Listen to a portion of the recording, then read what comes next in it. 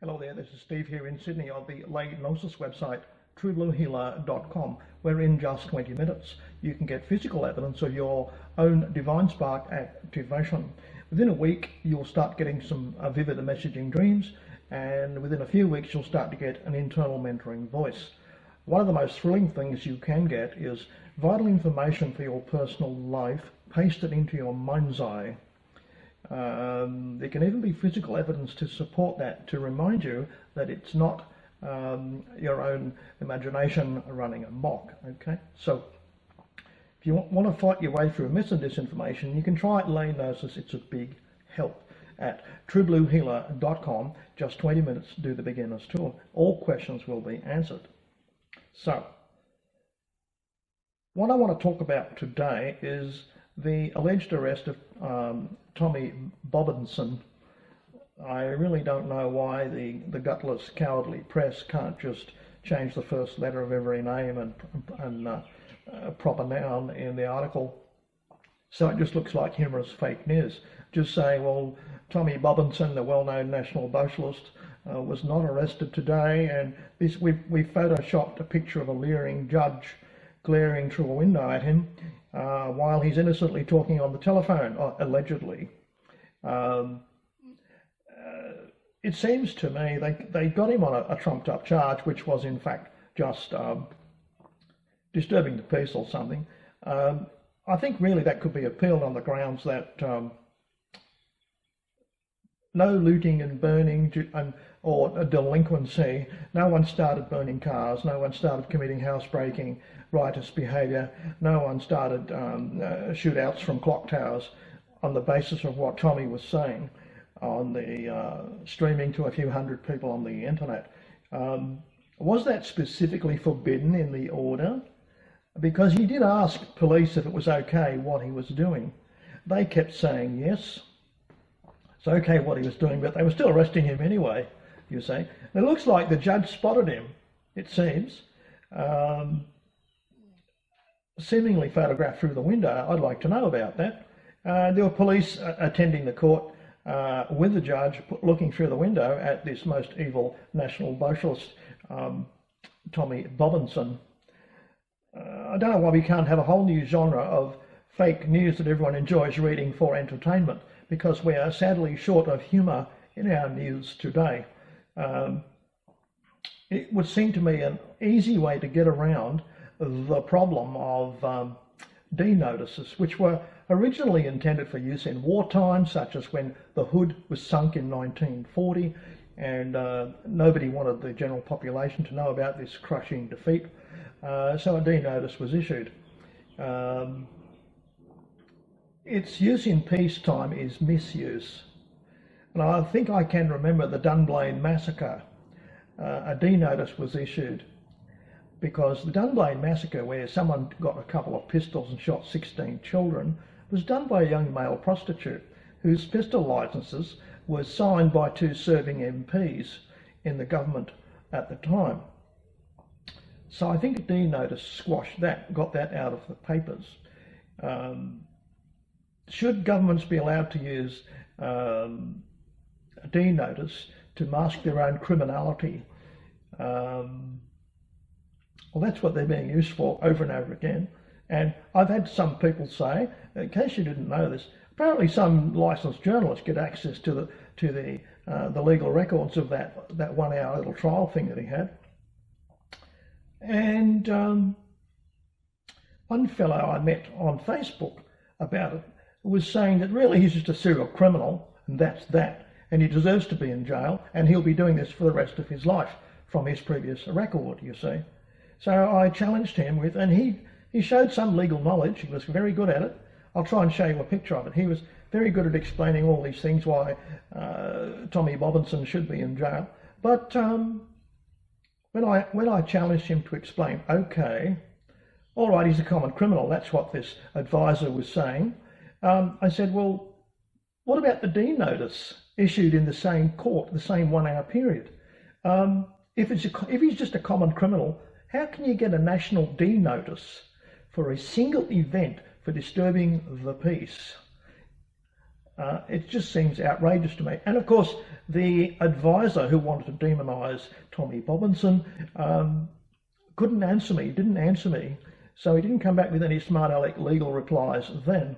So I'll try and post that for you so you can have a look at it. I do think that part of the process should include naming and shaming the judge on social media. His contact details could be publicised. I'm sure they can be found somehow, and I think he should be made to regret what he's done, because it's seriously legally wrong from a common sense point of view. I think the authorities doing this, and I also think the parties who appointed this judge, need to deeply, deeply regret what has happened to Tommy Bobinson, allegedly. Some good news is that he has not been thrown into a lunatic Islamic hellhole prison. He's in some mild, average sort of incarceration. It would seem long-term, if he's going to be there for 13 months, he will need to be in solitary or kept in a restricted area or something like that. If he dies in prison or gets seriously injured, that's all it takes. I think maybe the establishment has gone too far, seriously too far, and they will come to regret it. There's going to be a reminder of Bastille Day coming soon, July the 14th.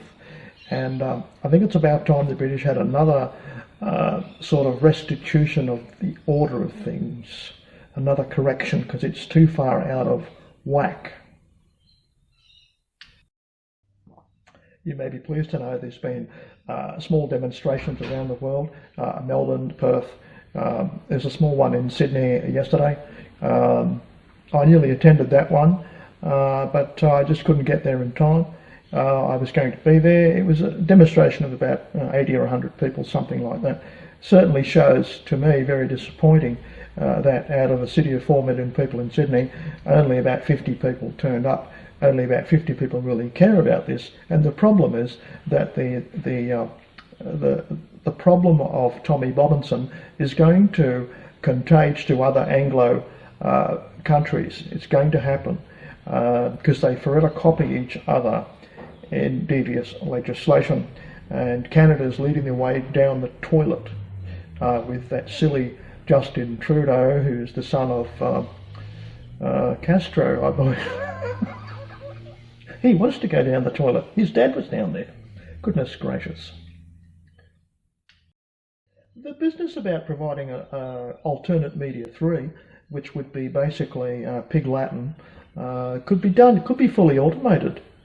You could put every serious news article through HTML program that changes all the first letters of pronouns and things and that sort of thing. So it would seem to me a golden opportunity, a whole new era, an epoch, an area of a new industry of producing look-alike news, which really does convey things that intelligent people can divine. It could become as useful as a crossword puzzle to boost people's mental activity instead of falling asleep like they do in front of television, switching their brains off.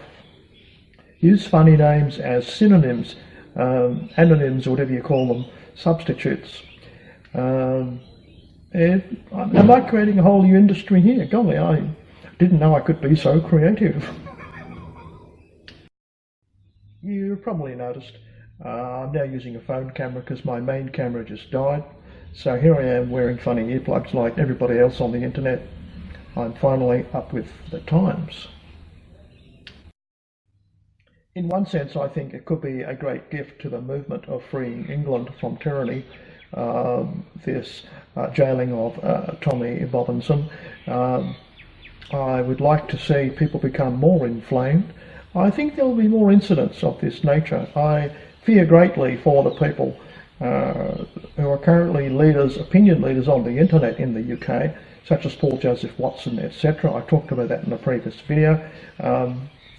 It seems the state could set up anybody with a disturbing the peace thing and jail them with a D notice, and you could disappear a dozen people prominent in the media, and that would have a decisive effect against the conservative movement, which I think is the only thing that's ever going to save England from its tyrannical overlords. So we're currently talking about a 6-year sentence for anyone who's got a big following, and they receive an unvetted complaint from a person who need not be even of sound mind. So literally the policeman could make it up in his notebook. I think I heard this person say they were offended by Mark Collett saying something. On the basis of that, Mark Collett could be thrown in jail in 1 hour, it would seem, and a D-notice slapped on him. So it's deeply dangerous, deeply threatening, and you could be the next one. Anyone with an opinion on YouTube? Now, some good news is YouTube, Facebook, Google is going to get regulated. Both the American Congress and the European Union want to seriously regulate them, and they should have been regulated from day one, but it was the deep state doing it, wasn't it? Trying to upset elections and tilt the table as an invisible third partner in elections. It becomes a threat to every government in the world contesting an election, and that's why I think governments both sides of the pond are happy to regulate Facebook and social media decisively. That will be a big help to people in the UK.